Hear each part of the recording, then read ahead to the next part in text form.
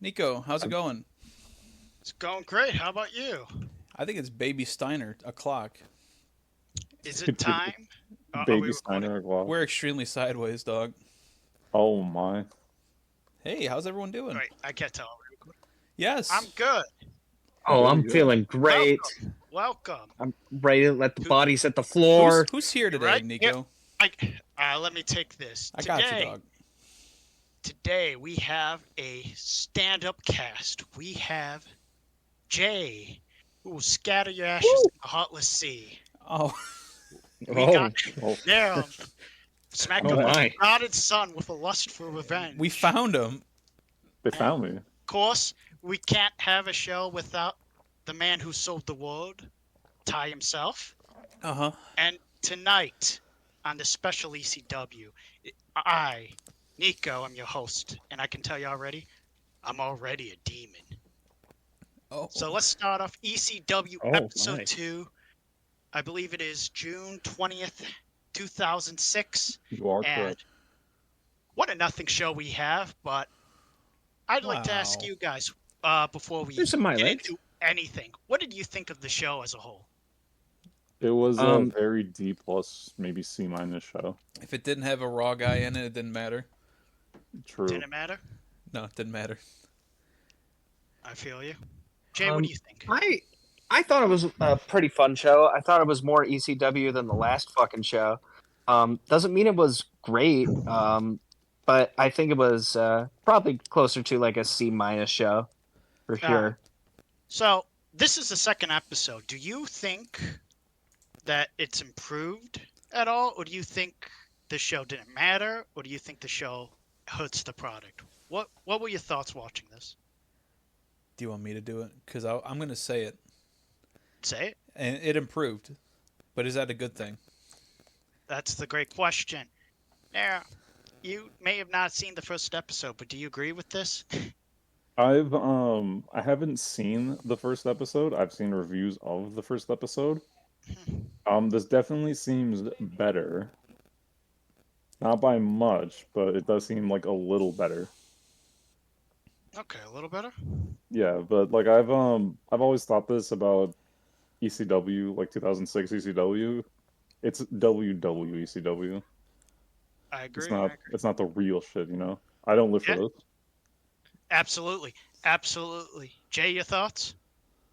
I kind of agree with that. You know, like I feel like they're not willing to go far enough, and very clearly, and I think we brought it up last episode too, that they just don't understand the audience, and I think that can be frustrating for the wrestlers that are actually like a part of that original roster. That's why I love Sabu so much, because you can tell that he's really trying his best to do what they can. With what little they can do now underneath this new management, you know. But you know, other than that, like I think again, it definitely improves from that first episode. It makes me excited to see what'll happen at the pay per view. But you know, when we get into this, I will say that there is also some a great amount of wasted potential in the roster. But you know, we'll get to it when that time comes. I agree. I agree. So let's start with the show. It's going to cold open with a terror rating. Again, this seems like it's the ECW on sci-fi kind of deal where you got to add spooky or horror themed or science fiction stuff as part of the deal. Though I thought this was kind of stronger. You know, I thought it gives more of a intrigue to the show. I guess. Do you think? I'm going to open it to you all. Do you think that this is going to get worse as we keep going? Yes. Yes. Yeah, totally. Oh, for sure. I will say that this was implemented better than Zoe, 100 fucking percent. But it also kind of left me in a place like forgetting for 2 seconds that I was on Sci-Fi. Like, why the fuck is she even here? You know, it was great to, I guess, to reach Raw, but she just didn't make any fucking sense in the grand scheme of things. But it didn't ruin anything from the show like I think Zombie did. Yeah. I think this is more of a set piece, and I kind of liked that aspect of it. Yeah, All right. So they take the box and they're able to move on. excellent. So match one is going to be Sabu and Tony Mamaluke with Trinity. Narum, you had a few thoughts you wanted to go with. How do you describe this match in one word? It was okay. Okay.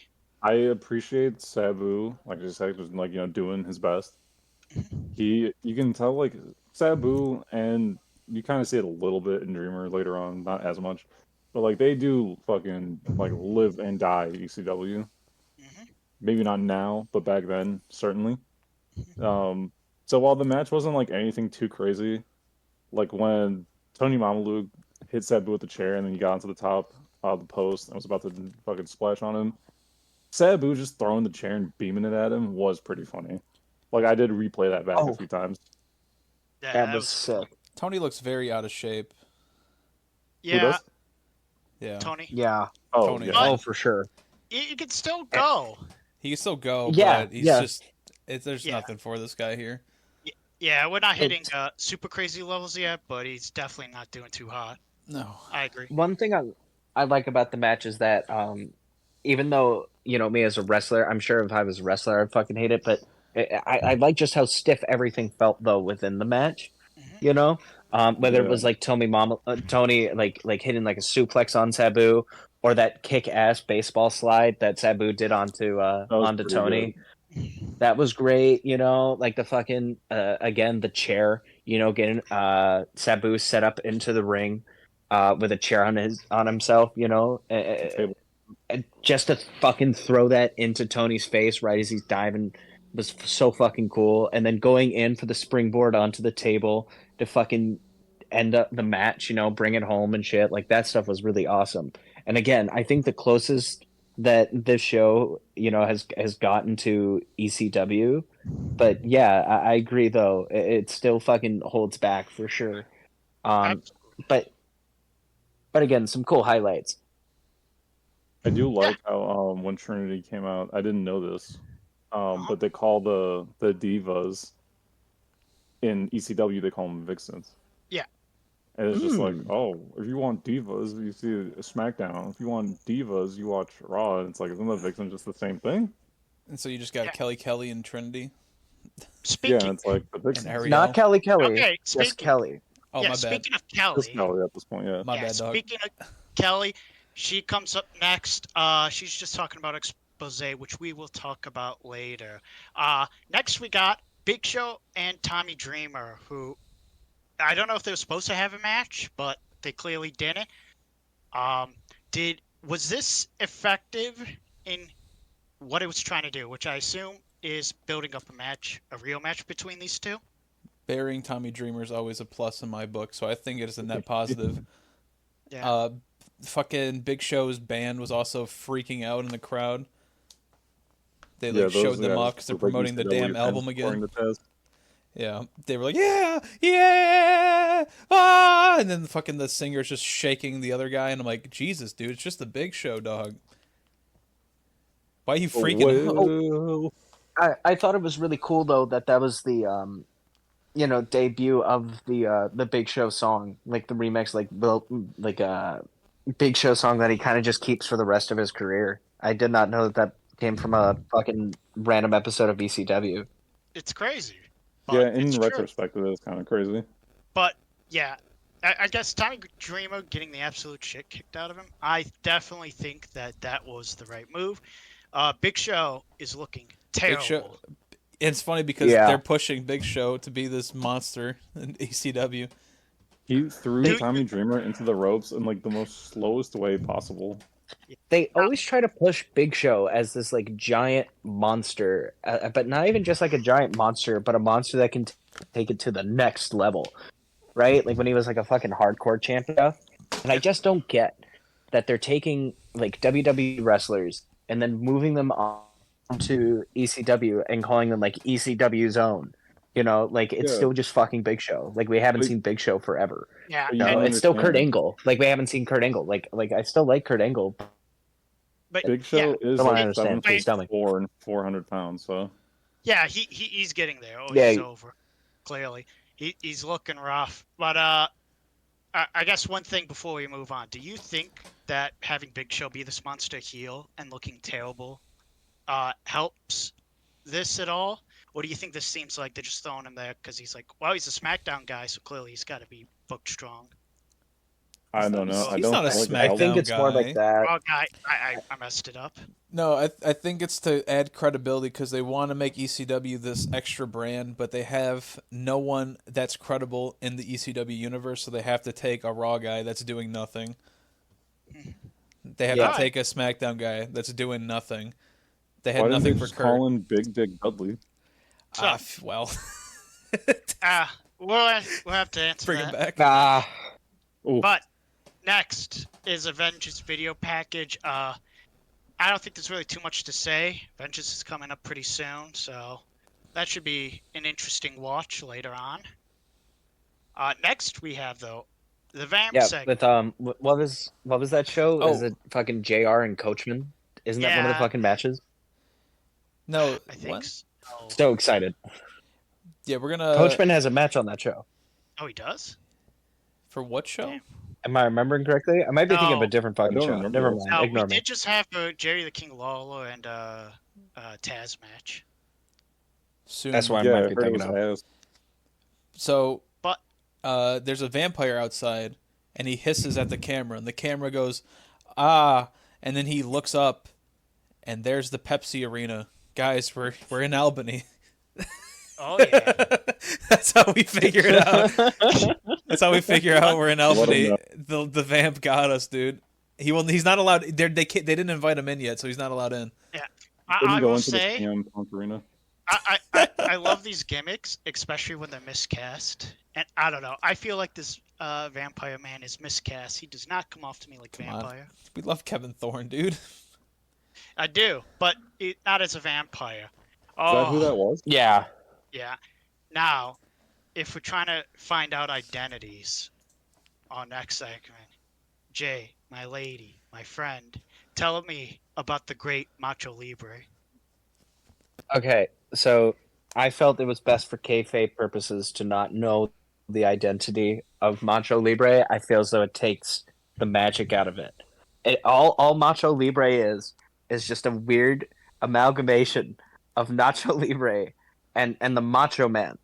And I don't understand why they did it at the time. I guess did Nacho Libre come out around that time? That would make sense. But to me, I felt like it was another weird segment to kind of fill in stuff for sci-fi, with the vampire and the tarot stuff. But I don't get how it would have fit in.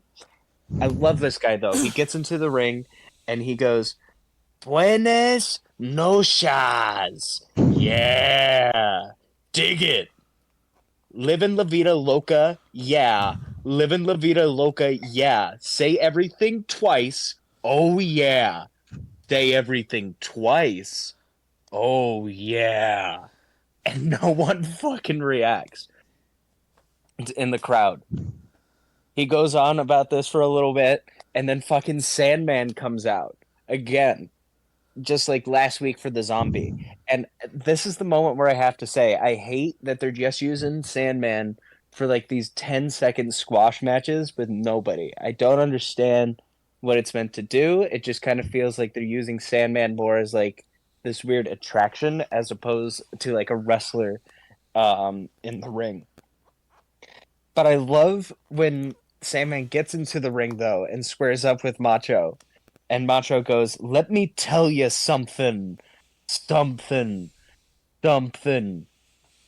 Something. Oh, yeah." And then Sandman just fucking kills him. The match is 21 seconds. He fucking hits him up with a head with this kendo stick. He cracks him in the ribs. He fucking annihilates him. Pins him with the kendo stick on Macho's chest, and it's over. Sandman makes his way up to the ramp and he screams out towards the ring, and that's it. And I don't get why they keep using Sandman for this, but I just loved how ridiculous this was. I loved it 10 times more than the zombie. Yeah, I think by it far. just gets him over. Yeah, it just gets him over. He just beats up a geek. But it's fun. I get everybody that. enjoys it. Two things. I got that from Macho. I didn't get that from the zombie as much. Other than the fact that, now that I say that, but it's just so funny just to watch Sandman for like within 30 seconds just kill something. I guess that's fair. here's another problem with the WWE ECW thing. So that Macho Libre was Tony DeVito. He was a former ECW wrestler with the Baldies. So he was an actual ECW guy. And they said, and they just made him Macho. You're Macho Libre, and you're going to die to Sandman. I just rewatched it as we're doing this. Sandman did not do his whole shtick. He was pissed. He just ran out to the ring. Yeah, he doesn't look like beat the shit out of him, and then hit his head with a beer and pinned him. That was it. It was over. And he put a little extra stank on the fucking White Russian. I don't know why he's just... I think he's just angry. This felt like a rib. Felt like a joke. Well, yeah, because they're not letting him fucking wrestle. They're just letting him do this fucking bullshit. Yeah. I don't think he wants to wrestle. I think he loves this. This is lazy. It's easy money. I don't know, man. No, I've read it kind of same as Tyler. I think he's pissed. I would be pissed. He looks so angry. I don't know. He's always pissed. Like that's nothing new. Yeah, you're right, G. Like, yeah, you're right. This is easy. Dab me up, Nico. You're right. This is easy. Dab. But we gotta move on because Ty. Yeah, fair enough. The C Nation is here in ECW. Oh no. Yeah, you got the ECW fucking shitters, man. And they're just standing around. I'm sorry, Nico. They're just standing there, dude. Because guess what? John Cena's also just standing there in the Dutch angle. Paul Heyman was just trying to figure out. Yeah, that was so weird. Yeah, he's just standing there, dude. And then you want to know what the promo was, Nico? Mm-hmm. Yeah. They just stared at each other. They did. And then Cena said, they had a bit of a back and forth. Yeah, with what? Sabu just said nothing. Yeah. Yeah, fair enough. There's more of like a John Cena announcement. He said that he's going to make it an extreme lumberjack match. Yeah, John Cena addressed his enemies tonight. And Heyman said, okay, cool. they're just... Yeah, and Sabu was down. Everyone was like fucking down with it. I mean, you know. Do you have 2 words for me, Nico? I do. Suck it. Hey, come on, man. You got him. gave me 2 words. You know I had to do it. I had to. You set him up. But Ty, I agree. This was a bunch of standing around. It was nothing happening. It was just to sell the John Cena Sabu match. All the ECW guys looks like geeks, but I guess the main question is, how do you book John Cena in ECW? Because he can't be touched by these ECW geeks. Like, it can't happen. No. See, I kind of liked it, though, because it's supposed to still kind of add that tension to this idea of a war between WWE and ECW. I know that doesn't go well in the long run, but they're trying their best, right? They got to try to sell something here. And I think Paul Heyman beginning to end, though, is selling the shit out of it. Like, you got to give him props for that, too. And Sabu, like, being held back by fucking Heyman and shit. Like, I love the little bits here and there, you know what I mean? Like, I do agree, like, was it really necessary to have the whole group? Maybe not, but I think it also kind of get the whole point across of this idea of the war. But, you know, all in all, it was just there to add the stipulation to the match, right? That's all it's really meant to be. And I'm kind of excited to see what that match could be like, you know? I myself, I haven't even seen that show, so, you know I'm interested to see it. You bring up an excellent point, Jay. You do, because, you know, stipulation, you know, kind of rhymes with another word I want to bring up: stimulation. Oh yeah. We got the Kelly expose. Kelly Town Hall. First question I want to ask all you: do you think you could hit those moves that Kelly hits in this expose? I think I could do them better, and if you subscribe to our $15 Patreon tier, you will. You and reenact it move for move. Yeah, Dan's even got the outfit. Exactly. Yes. So, yeah, this was probably the worst of the 2. Like, this was just kind of boring. Like, I was watching this, and it's dull. She's kind of moving around. She looks more confident every time they make her do this, but it was just boring. And you know what? I think the best thing that happened in the show happened right here. Somebody comes in with the towel. Yes, sir. And the second Kelly gets covered, instant boost. Boo! Yeah. And I'm looking at this like this man's a legend already. What? Yeah. Do you want to know who he is? 20... Or do we have to wait? I know who he is. Do we have to wait? I don't know who this guy is. It's Mike Knox. Michael Knox. Yeah, Mike Knox is in the building covering up women, and what heel heat! You know what? Amazing. Good. I hate extreme shit. Yeah, that was insane. That was insane. The amount of heat that came out of that. That was the most heat of the whole show. They were so mad. That's like the loudest thing I think they were like most heated about, or anything. They didn't even pop for anyone that crazy compared to like the Kelly segment. I popped for Macho Libre, but I guess I wasn't in the arena in 2006. That would have been a different story. This is true, and you know what? I would have been a legend. You would have, and I feel like we, actually, I gotta surprise you guys because school's in session. Ty, what do we got coming up this week? So everyone thinks that we got Punk coming up, or a Pepsi guy. I don't know who the hell. There's some guy off the street, like a street punk. But I got the questions to pass this test because Andrew Martin's coming back, baby. Yeah, he's coming back. We're in the Pepsi Center, and we got a test up, and it's due next week. He looks like he's about to burst out. I'm ready for it. I didn't even think about that. I'm ready. I think we're all ready for a good old-fashioned test.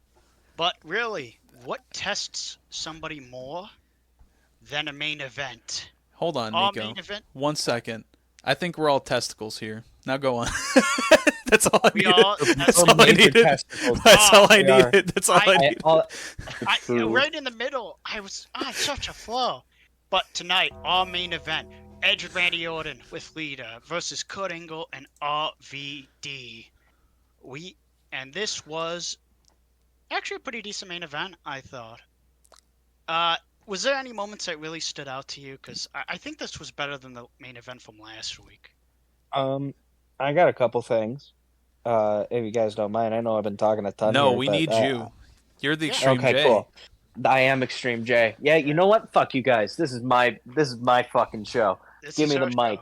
Okay, so I gotta say here, the chemistry with Edge and Randy Orton was really interesting to see, especially from like young legend killer Randy Orton and like this like time with Edge and Lita right now, like with Edge trying to be like this like super sexual guy, rated R superstar shtick, and the way how Kurt Angle and RVD kind of just got their asses whooped because of that teamwork, but were able to like really show off some fantastic work in the ring.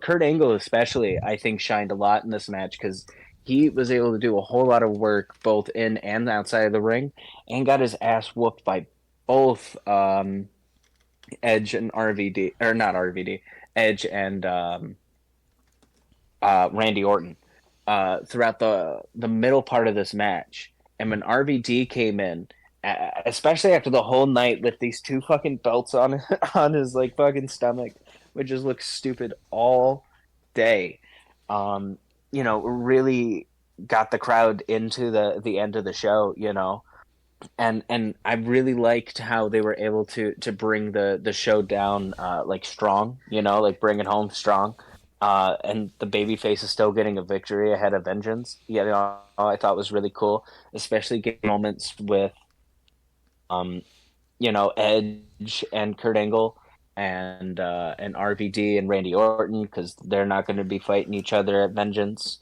And the fact that, all these guys kind of know each other pretty well, except for maybe RVD a little bit. So when, Angle, Orton, Edge, they're all getting in there together. Like, they just know how to run a clinic, even in their sleep, Even though I'm not a big fan, he knows what he's doing. I'm not going to say it was like a barn burner or anything, but like the fact that this was the main event for WWE ECW is kind of crazy, because I feel like that match any other time now would be like colossal, you know what I mean? But that's just me. Yeah, it wasn't really a big deal. Yeah. And damn. To piggyback off that, this is all to set up a Raw pay-per-view. That's all this is. The whole show is just to set up a Raw show. Yeah, that's ECW has nothing new for itself. It's kind of sad. I will say, I guess I'll say my part. I really enjoyed about this. RVD doing leaping sidekick to Randy and then going into the moonsault press was pretty cool. It's a good match, but it's just nothing like crazy. Nothing crazy. There was like some fun spots. Dude, fucking the RKO angle slamming Lita was awesome. Yeah, Lita did a lot of work in the match too. I didn't expect that, especially with her outfit. I didn't think she was going to be able to do a whole lot without exposing herself or anything. You know, like when Edge came out, I said that in my notes here. I have Edge and Lita's breasts come out.